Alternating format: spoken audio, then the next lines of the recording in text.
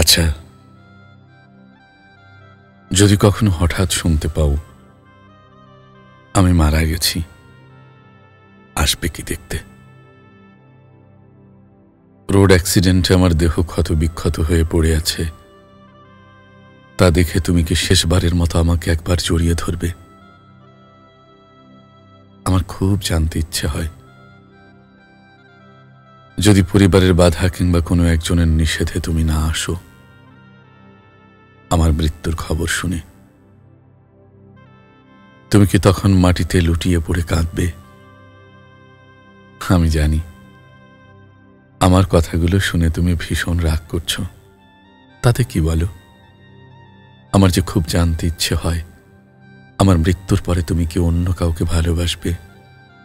সেই মানুষটাও কি আমার মতো করে তোমায় ভালোবাসবে?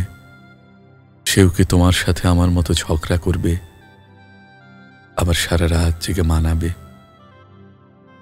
মায়ের উপর রাগ করে রাত্রিবেলা না খেলে আমার মতো ভয় দেখিয়ে কি বলবে, না খেলে কিন্তু কথা বলবো না?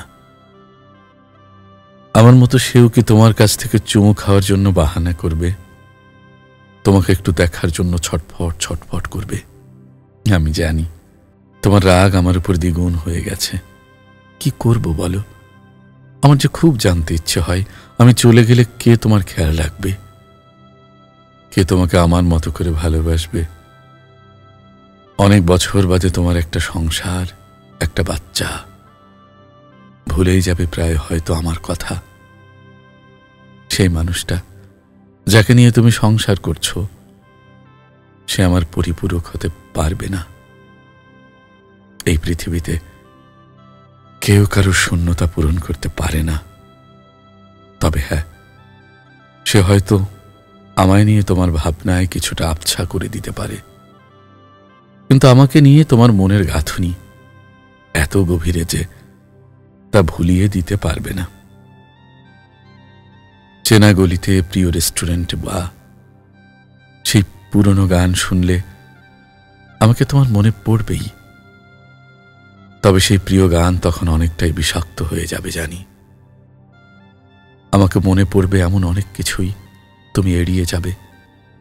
আমার এই সব কথা শুনে জানি তুমি রেগে আগুন হয়ে গেছো, সামনে পেলে হয়তো একটা চড়ও কষিয়ে দিতে, কিন্তু ওই যে আমার যে খুব খুব জানতে ইচ্ছে হয়, আমার জন্য কি তোমার মধ্যে শূন্যতা অনুভব হয়?